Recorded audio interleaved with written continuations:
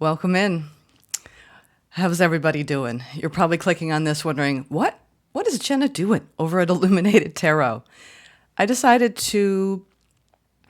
I'm 2 weeks shy of being on YouTube for 1 year, posting readings from week to week. And this is my gift to you.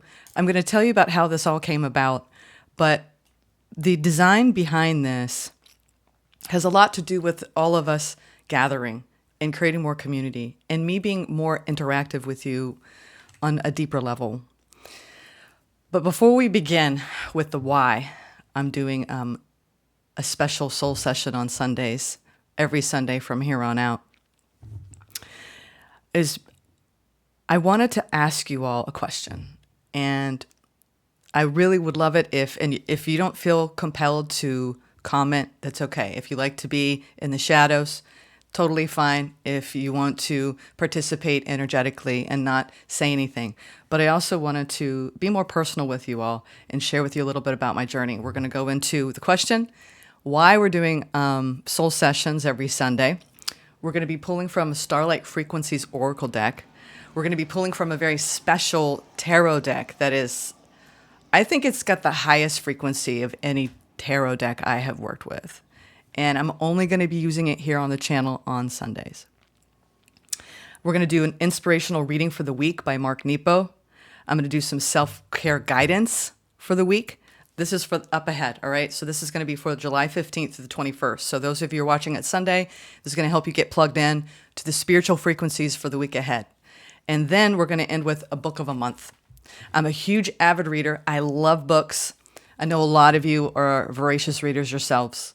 And this is a book that came to me this week, and it's powerful. It has a lot to do with the neuroscience and the biology and the wiring we have around our emotional power.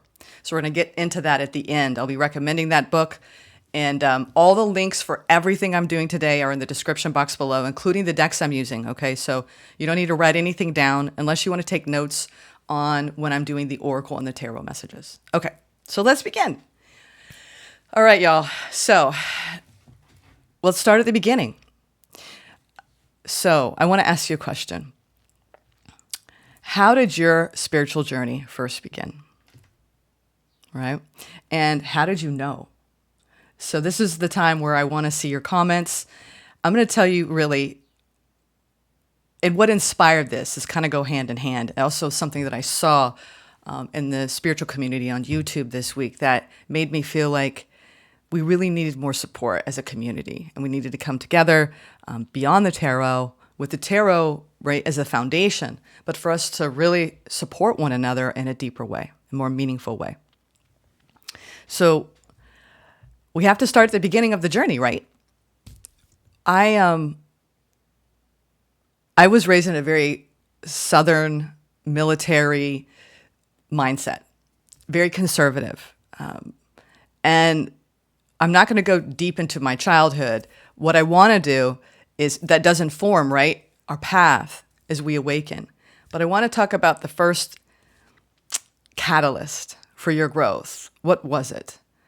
How old were you? Now, this is your adulthood spiritual first steps. But I will say, as far as my childhood, because of that conservative upbringing, which a lot of you, starseeds, light workers, spiritual minded, wherever you fall on the spectrum there. Some people are like, I am definitely a light worker. I am a starseed. Other people are like, I'm on a spiritual journey of awakening. I'm not sure if I identify with those labels. So I will say that at a young age, I had a really deep remembrance and almost this homesickness for where I came from before. And I think it's something that we all carry as a collective. It's the one thing that makes us ask why and compels us to start seeking the truth, right? To uncover the truth of our existence. And what's great is as you go into it and the more you learn about everything, the less you feel like you know, because it's all things and no things at once, which is a real mind bender. Sorry, I just hit that. I'm a little more intimate with the mic because I'm not pulling in the same way today. So this was an activation in childhood that by the time I got into college, I really started to open up and ask questions. And I was around people that really had no care in the world about that. But I did find, because I really am into wellness, and sometimes that's the catalyst for some of us, we really get into health and healing and taking care of our bodies and being very strong. And the more you go into wellness, the more you start tapping into wisdom in the spiritual body.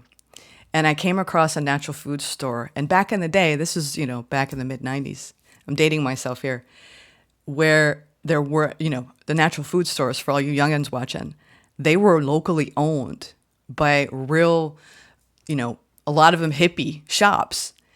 And these two best friends were running it. They were spirited, women. One was a chef. One was really into horticulture. And they made the best sandwiches. And they had a bookshop. And I went in there looking for vitamins and supplements. And I got so much more. So they recommended a book. Wherever you go, there you are. And that's why I really wanted to focus on a book. We're going to have one book of the month. So at the beginning of every month, we're going to have a book. And this month, I wanted to get everyone a little head start. So we'll have 6 weeks. The next book will be announced in August, beginning of August. Oh, sorry, beginning of September. So I got this book, Wherever You Go, There You Are, by Jon Kabat-Zinn. Some of you know it very well. And boy, was I in for a surprise. I had never heard some of these terms. It was just it just completely blew my mind. And I started going into, I was working in maintenance that summer. I found it the summer after my freshman year. And I was working on the college campus and I was painting these dorms. And I would go into the closet during my lunch break when everyone went out and socialized. I would bring my lunch. I would eat my lunch quickly and I would go into the closet. And I would, my spiritual closet, which I lived in for many years. And a lot of you who have been close to that harmonic convergence, you know what I'm talking about. Where it was your journey, your own contemplative journey. And I just, the worlds that I went to when I closed my eyes, I got goosebumps just even thinking about that. So that's where my journey began. I can't wait to hear about your journeys, what happened, when, and what it inspired. So those were the first preliminary steps of my spiritual journey, and very humbling because Jon Kabat-Zinn is a wise teacher. I'm so grateful for those two ladies. They led me down a path. Not long after that, I traveled through Europe, backpacked through Europe. They inspired this freedom, this live your life for yourself. And post-college, I went out and I studied herbs on an herb farm. And the woman who was in horticulture really helped inspire that. She taught me a lot about the plant kingdom and that, they hold medicine, right? Spiritual medicine and physical body medicine. So let's talk about why I'm doing this, the why, right? We all need a why. And I want to know too why you're here. What is it that you're seeking? You're seeking community, because I want for this to be an evolution, a collective evolution. So why am I doing Sunday soul sessions? First, I do believe that there's an undercurrent of connectivity that we need to plug into beyond our individual work. And it's what led us on this journey to begin with, our connection with spirit, that feeling of missing something, right? Something's missing. So that's part of it. And also, I felt a very deep calling as a spiritual steward to really just channel spirit and bring, more of the teachings forward. But we are going to be using it through the tarot because that's what this channel is, Illuminated Tarot. But this is about the illuminated journey, right? With the tarot and with our spiritual selves. So one reason why this was inspired is I was watching Amanda Ellis, and I love her. She was really the person that a few years ago, this was almost 4 years ago, or 3 or 4 years ago, I can't remember when. But she was that light in my life when I was going through a dark night of the soul, who made me feel less alone. And I don't know her personally. I'm not here to plug anyone, but it's just a shout out to Amanda Ellis because she is a true healer. And she does, tireless work for the collective and bringing more enlightenment and awareness to subjects most people will not touch. And I felt like when she went on this week, she was struggling with a political message. That's why, like, wow, all the power to you, sweetheart, because that's something that I don't like to really touch. And because it's controversial. And she was just working so hard and in service of the light. And I just thought, people who are doing this work need the support. They need the people underneath them. So a lot of people who are guided to this channel who are watching right now are doing really profound work, right? In spirit of the light, right? To shine a light on the collective unconscious, right? To bring their unique blueprint, soul blueprint into the world, right? That's our divine mission. So let's get into the esoteric portion of this. And if you've made it this far, I really want to thank you. I just hit the 11th minute. Perfect. And that's another thing. When I started to tap into this energy, it was on the 11th of July, on 7/11. And I was up until like 2 a.m. I never stay up that late. And I got up the next morning at 5:30. And for the last couple of days, I've been connecting with my primary guide. I have a primary guide. He's a shaman. He's been with me for the last 25 years. And he's the one I connect with the most when I automatic write beyond my own higher self, my soul self.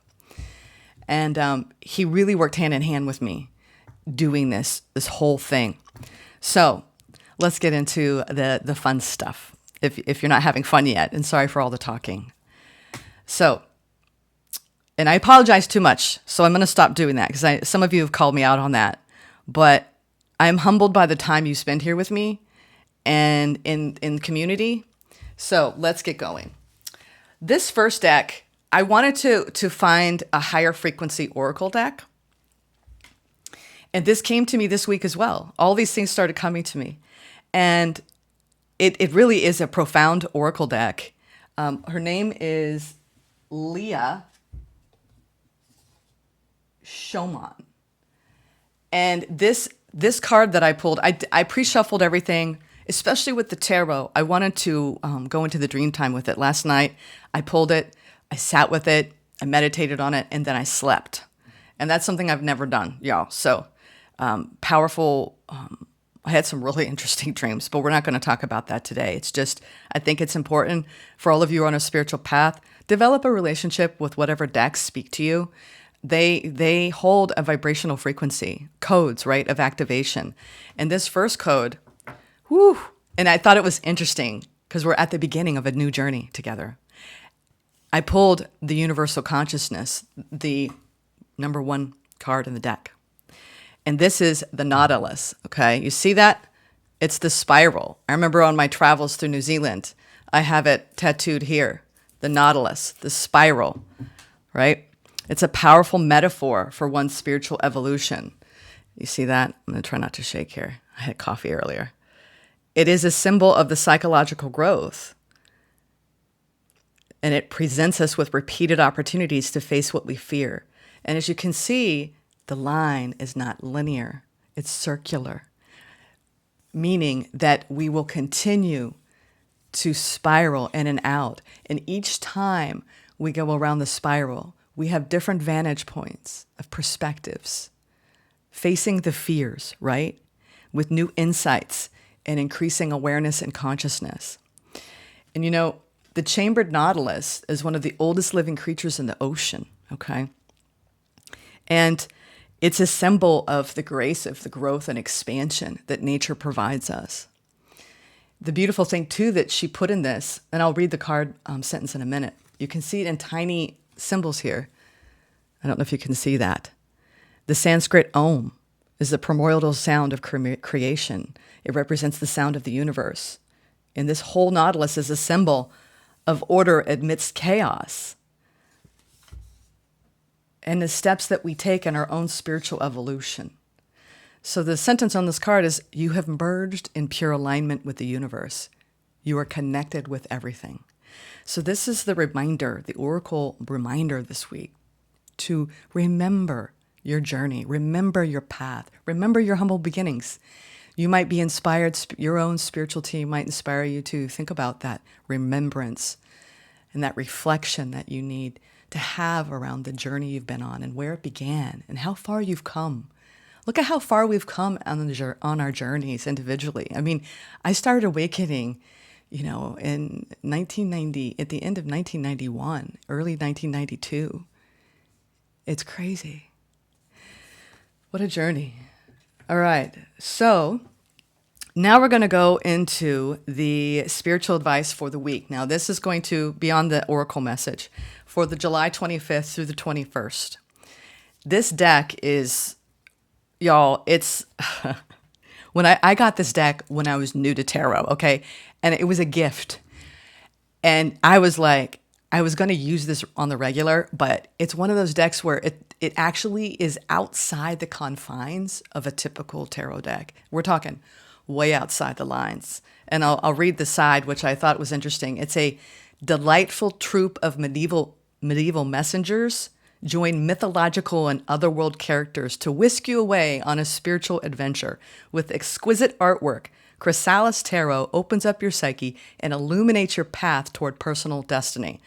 So this is the deck that we're going to be calling on every Sunday. You might want to get it yourselves if you want to work with these cards on your own. It's just a very powerful deck. It holds a very high frequency, and the two people who created it, very, very beautiful souls in the world. All right, so let's get into it. We have the Poet, the Celtic Owl, and the Four of Spirals. So this is actually a person that the artist met in Ireland. I mean, he's real, okay? This is a real human being. Look at him.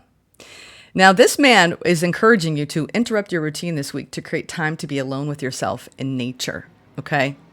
And this will increase your self-esteem, your self-awareness, and help you value contemplation. As you can see, there is a rabbit at his feet. So this is the reminder to always stay alert and aware of your surroundings, right? This week especially, you will need to do that. And the poet, just as you know, have you ever met any poets? They are a strong advocate for the interior life. And we need this time. So this is the time where you need to gestate, right? In the cosmic universal consciousness that we pulled here. These are where we get our eurekas, our ahas, right? And it's also a reminder that your thoughts, emotions, and your intentions compose the nature of your reality, okay? And so you may even be inspired to write poetry this week or to read poetry. And if you ever have met any poets, the metaphors that they create are a thing of exquisite beauty. Whenever I read poetry, I really am inspired. It puts you in a whole different frequency. So a lot of you out there, pull out your poetry books. And I've been sitting in this energy that this whole reading encompasses for the last couple of days. And it's been such a beautiful gift. And I hope that you do tap into these energies this week. I feel like I got a little preview. So the Poet, all right? Interrupt your routine this week to create time to be alone with yourself in nature with a journal. All right, now the Celtic Owl. I was like, wow, Celtic Owl. I've had some beautiful experiences with owls. One of them saved me from a tornado. It took me out of a very delicate situation. Outside, a snow owl. So it's definitely one of my totems, and many of you who are light workers, who are star seeds. The owl is a symbol of great wisdom. Athena, right? Athens, great wisdom, great knowledge. And a lot of you have had a lot of past lives in Ireland, right? Celtic past lives. So we have the Celtic owl. Look at that. The owl is one of the oldest archetypes that symbolizes the mysterious realm, all right? And we know what that is, the collective unconscious, all right? And as you can see here, this owl has the Celtic knots here. And these interwoven designs symbolize the connectivity between the seen and unseen worlds. And there's also, make sure I'm pointing to it, I have to look. You see this crown chakra? So the Celtic Owl's crown chakra represents the ability to see and understand what others might fail to grasp. And that's what the spiritual path provides us. It allows us a whole different lens of perception.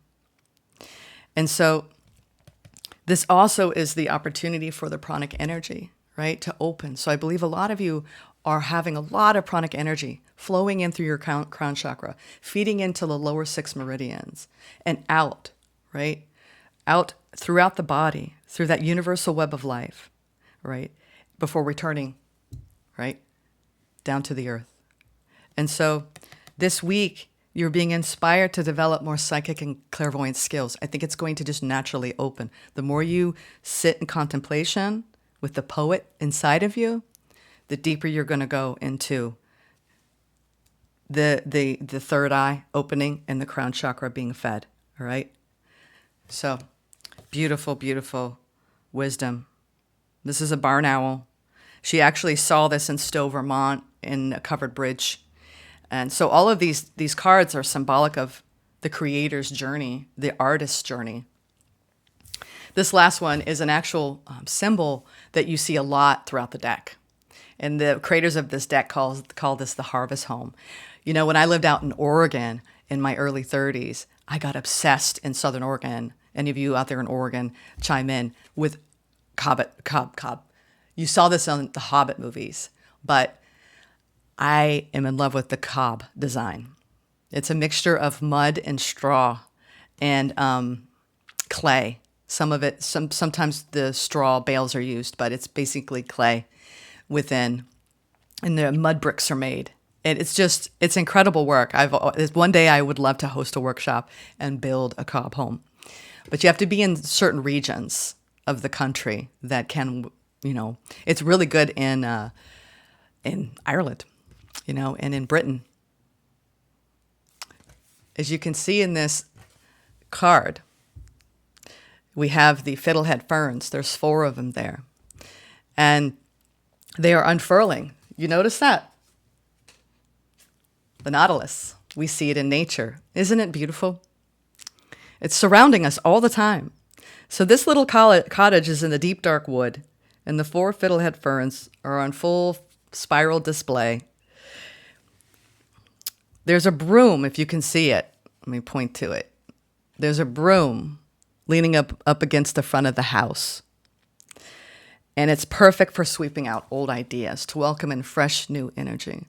So this week, what are you needing to sweep away so you can create space to let fresh new ideas and energy in? The divine feminine is also symbolic here of the crescent. It's hard to see these, and I'm sorry. Some of the illustrations are so tiny. You see the crescent moon.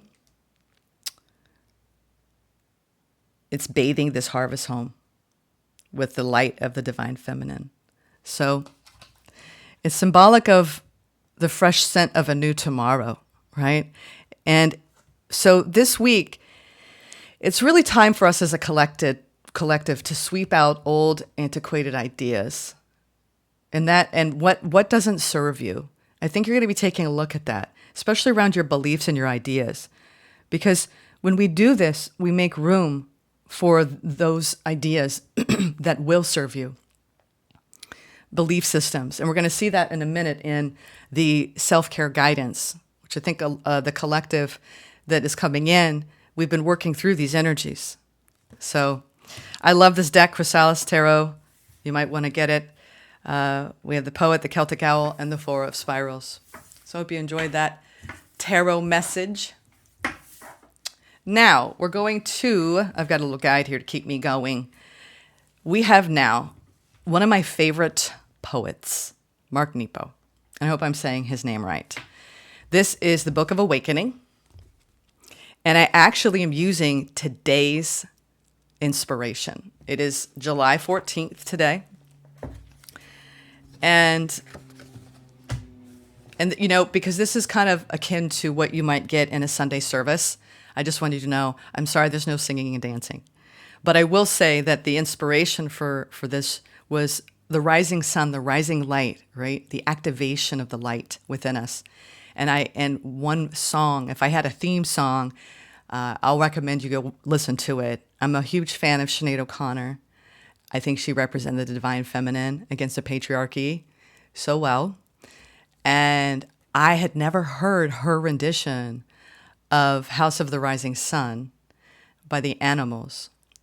And I heard it this week. It came on the 11th. And I heard it many times. And I went out in nature and I journaled. And it just, that song, let that inspire you this week. The message of that, it will be a wonderful opening opportunity for you. Because she has this part in it where you can hear that when it's guttural, right? It's just this passion. And that's, I think, what we all have. We have passion deep down within us. It's this undercurrent. It's easy to get swept away in the river of forgetfulness and get downstream into the fear, right? And try not to get swept away in that. That's why, we've always had this aspect of our lives that we have to accept. But the biggest thing that it elicits, we need the ego. But the biggest thing I've been learning lately is it's about harmonizing with the ego, right? So, and this is around our physical bodies, our emotional bodies, our spiritual bodies, and our financial, material realms. Okay. And our emotional bodies, physical, emotional, spiritual, intellectual, the mental, and the financial. Those are the 5 pillars. Okay, so let's go with the meditation for the week by Mark Nepo. This is also in the description box. To know someone deeply. To know someone deeply is like hearing the moon through the ocean or having a hawk lay bright leaves at your feet.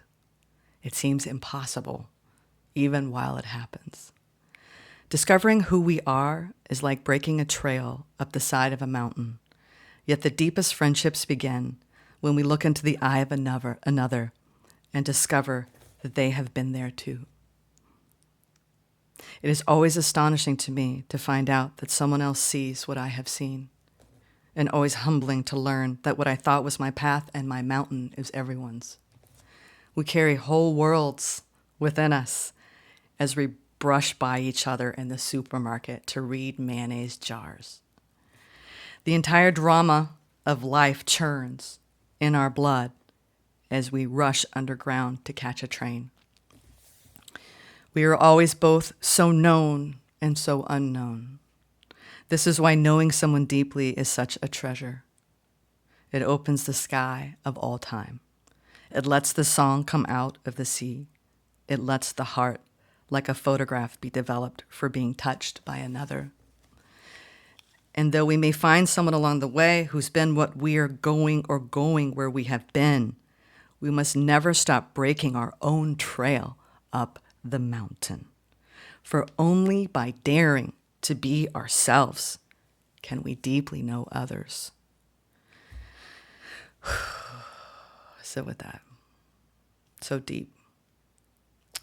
Now he has these exercises. And this is where you might want to write it down. This is a walking meditation. As you make your way to work or the store, walk steadily and breathe slowly. So try to do that this week. As you breathe, feel the inwardness that is you. As you walk and breathe, notice others doing the same. As you meet the eyes of others, realize that they are just as deep as you.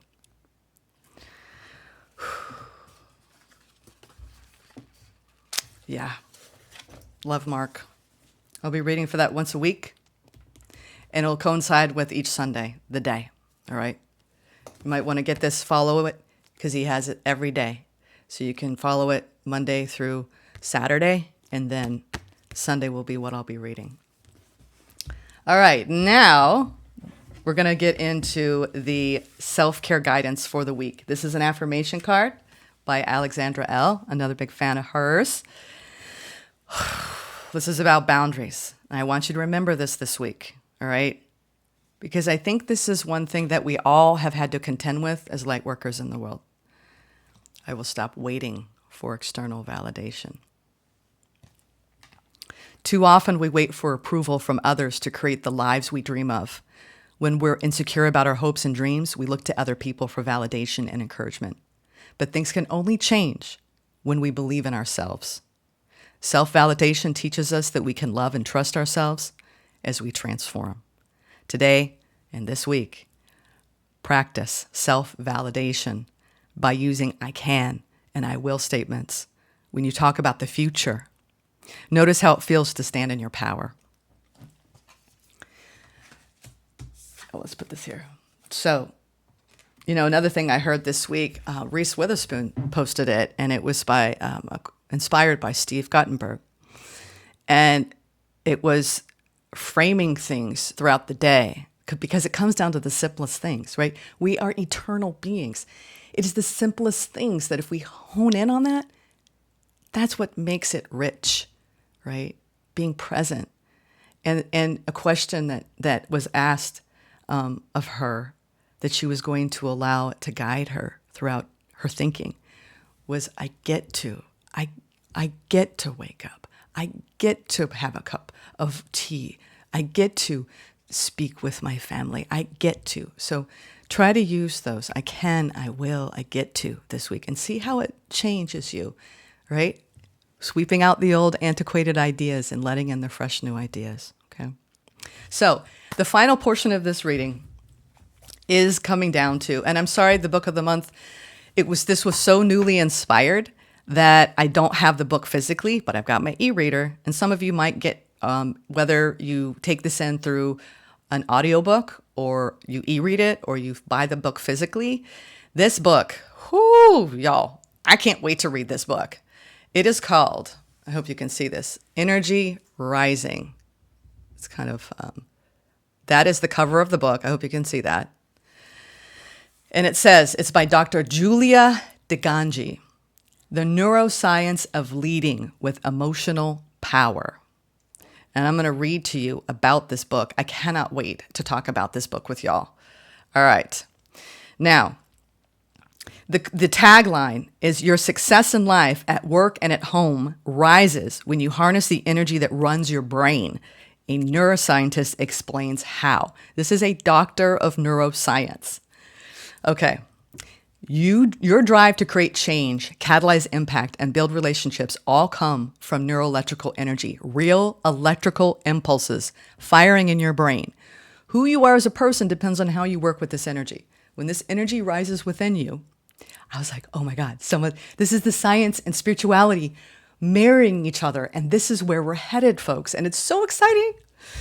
All right. I'm so jazzed about reading this. When this energy rises within you, you feel empowered and dynamic. But when this energy falls, you feel down, stressed, and defeated. You may feel as if you don't control your emotional energy, that it's an inevitable consequence of the world around you and the forces bearing down on you. But that's not the case. To reach your full potential, you can learn to recognize and harness the energy in your brain. Leading neuropsychologist Julia DeGangi will teach you how through 8 codes.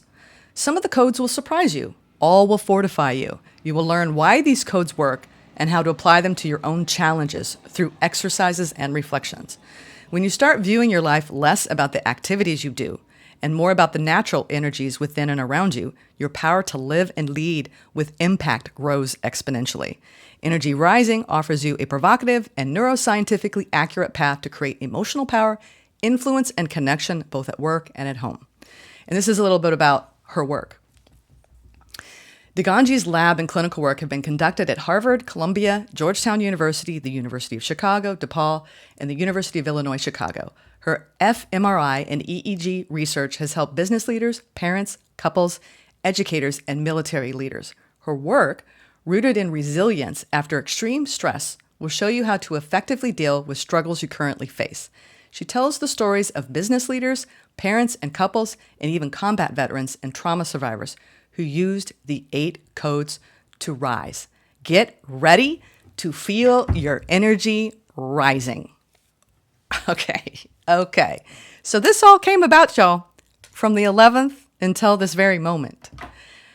I think the Sunday sessions are going to be very powerful for all of us to unite as a community. Another reason why I wanted to do this is because I can't possibly write back to all of you throughout every reading. And it pains me that it's over too much, right? So I will be highly interactive with you all on this forum. And I did not want to monetize this. This is my spiritual stewardness. And I'm not in this for any monetary gain. I'm in this to create community. And I will be communicating with all of you. If you leave a comment, I will respond. Okay? Even if it's just a heart or a high five, I will respond because I'm not sure how this is going to hit with all of you. I feel like I have gathered together the people who are subscribing to this channel, are really, really dedicated to the light, and have been on a very spiral of their own journey of awakening and ascension. And I'm so happy to channel this,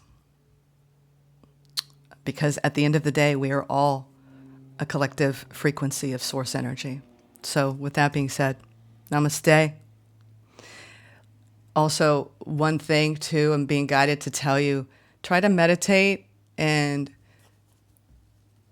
utter Om.